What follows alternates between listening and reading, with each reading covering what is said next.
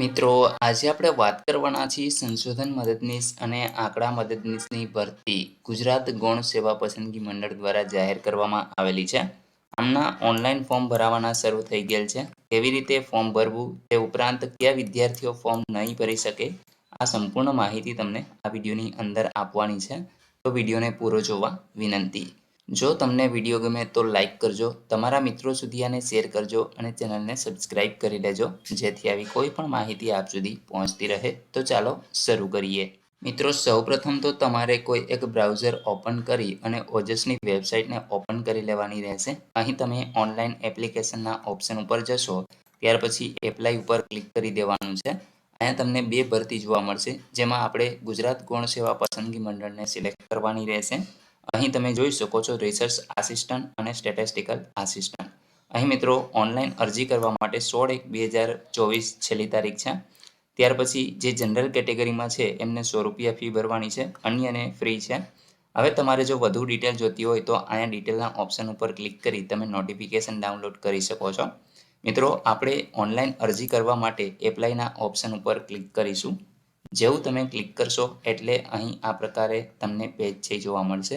તમે જોઈ શકો છો કે જે રિસર્ચ આસિસ્ટન્ટ છે એમનો પગાર ₹49,600 છે અને સ્ટેટિસ્ટિકલ આસિસ્ટન્ટનો ₹40,800 પગાર 5 વર્ષ સુધી ફિક્સ રહેશે.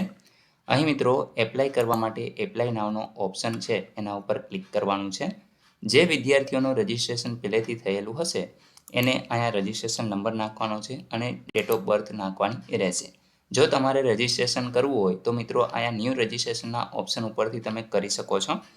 અને જે લોકોને અહીંયા રજિસ્ટ્રેશન નથી થયું અને જે લોકો રજિસ્ટ્રેશન કરવા નથી માંગતા એમને ફોર્મ ભરવું હોય તો અહીંયા સ્કીપનો એક ઓપ્શન તમને જોવા મળે છે, એના ઉપર તમારે ક્લિક કરવાનું રહેશે. અહીં મિત્રો ફોર્મ છે એ ઓપન થઈ જશે. તમે અહીંથી ટાઇટલ સિલેક્ટ કરી લેશો. ત્યાર પછી અહીંયા તમારે તમારી અટક છે એ લખવાની છે. તમારું નામ અહીંયા આવશે. અહીંયા તમારા પિતાનું નામ, જો કોઈ પરણિત મહિલા આ ફોર્મ ભરે તો એમના પતિનું નામ આવશે. ત્યાર પછી એમની માતાનું નામ અહીંયા લખી દેવાનું છે. અહીં મિત્રો સ્ત્રી કે પુરુષ જે પણ હોય એ તમે અહીંથી સિલેક્ટ કરી લેશો. તમારે કન્ફર્મ કરવા માટે પણ અહીંયા ફરી પાછું સિલેક્ટ કરવું પડશે. ત્યાર પછી તમારી જન્મ તારીખ આવશે. અહીંયા લગ્ન થયેલ હોય તો એ, લગ્ન થયેલ ન હોય તો અનમેરિડ અને સેપરેટ થયેલ હોય તો એ અહીંયા તમારે સિલેક્ટ કરવાનું રહેશે. ત્યાર પછી મિત્રો અહીંયા કેટેગરી સિલેક્ટ કરવાની છે, જેમાં જનરલ, EWS, SC, SCBC અથવા ST જે પણ હોય એ તમે અહીંથી સિલેક્ટ કરી લેશો.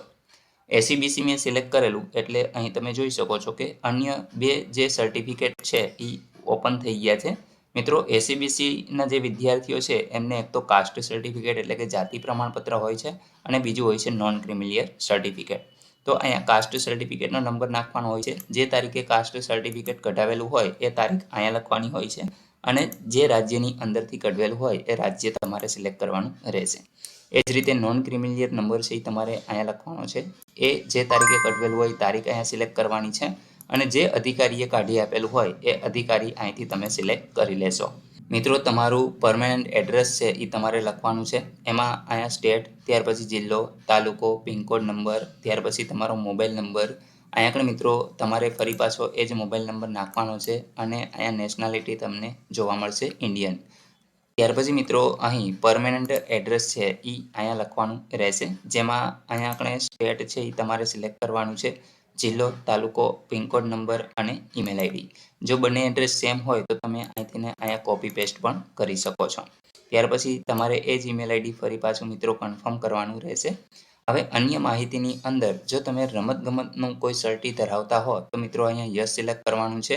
જે પણ રમતની અંદર તમે ભાગ લીધેલો હોય અથવા તો તમારી પાસે સર્ટિફિકેટ હોય તો એ તમે અહીંયા આગળ સિલેક્ટ કરી લેશો.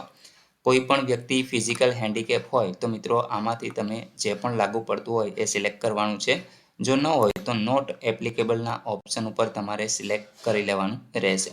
ત્યાર પછી બેઝિક કમ્પ્યુટર નોલેજ તમને આવડવું ફરજિયાત છે, અહીંયા યસ કરવાનું રહેશે. જો કોઈ વિધવા સ્ત્રી હોય તો એ અહીંયા યસ કરશે. એક્સ સોલ્જર હોય તો એ અહીંયા આગળ યસ કરશે.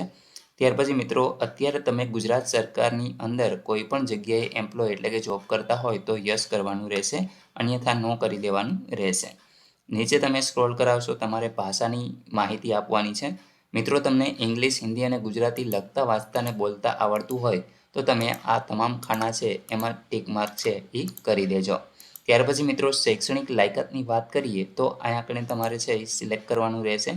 શૈક્ષણિક લાયકાતની અંદર પહેલાં સૌપ્રથમ તમને ઉપર એક નોંધ જોવા મળશે કે જે કિસ્સામાં ઉમેદવારના ગુણ પર્સન્ટાઇલમાં હોય તો એઓએ ઇક્વેલન્ટ પર્સન્ટેજમાં યુનિવર્સિટીના નિયમ મુજબ રૂપાંતર કરી અને દર્શાવવાના રહેશે. ત્યાર પછી મિત્રો આપણે વાત કરીશું એજ્યુકેશન ડિટેલની. તો અહીં પોસ્ટ ગ્રેજ્યુએટ એટલે કે માસ્ટર ડિગ્રી અથવા તો ગ્રેજ્યુએશન કરેલું હોય તો એમાં મિત્રો અમુક જ વિષયો આપેલા છે. એ વિષયો ફરજિયાત તમે સ્પેશિયલ વિષયની અંદર જ પાસ કરેલા હોવા જોઈએ, અન્યથા તમે આમાં એપ્લાય નથી કરી શકતા. જેમાં સ્ટેટિસ્ટિકલ, એડવાન્સ સ્ટેટિસ્ટિકલ છે, ત્યાર પછી મેથેમેટિક્સ છે, બિઝનેસ સ્ટેટિસ્ટિક છે, બિઝનેસ ઇકોનોમિક્સ છે, મેથેમેટિક સ્ટેટિસ્ટિક છે, ત્યાર પછી ઇકોનોમિક્સ છે અથવા તો સ્ટેટિસ્ટિકલ છે. તો મિત્રો આમાંથી જો તમે કોઈ પણ એક વિષય છે એ સ્પેશિયલ વિષય સાથે પાસ કરેલો હોય, એ પછી માસ્ટર ડિગ્રીમાં હોય કે બેચલર ડિગ્રીમાં, એ નથી જોવાનું, પરંતુ આમાંથી કોઈ એક સ્પેશિયલ વિષય છે એ હોવો જોઈએ. તો એ તમારે સિલેક્ટ કરવાનું રહેશે. ત્યાર પછી પર્સન્ટેજ છે તમારે લખવાના રહેશે. અહીંયા આગળ મિત્રો તમારે ક્લાસ છે એ સિલેક્ટ કરી લેવાનો છે. યુનિવર્સિટી તમે અહીંયા આગળ લખી દેશો. ત્યાર પછી પાસિંગ યર તમારે લખવાનું છે. અહીંયા આગળ તમે કેટલી ટ્રાય પાસ કરેલું છે એ ટ્રાય તમારે લખવાની છે અને લાસ્ટ ટ્રાયલ શીટનો નંબર છે એ તમારે અહીં લખી દેવાનો રહેશે. ત્યાર પછી મિત્રો બાહેંધરી છે એમાં તમારે અહીંયા યસ કરવાનું છે અને તમારે એપ્લિકેશનને સેવ કરી દેવાની રહેશે. મિત્રો જેવું તમે સેવ કરશો એટલે તમને એક એપ્લિકેશન નંબર છે એ મળી જશે.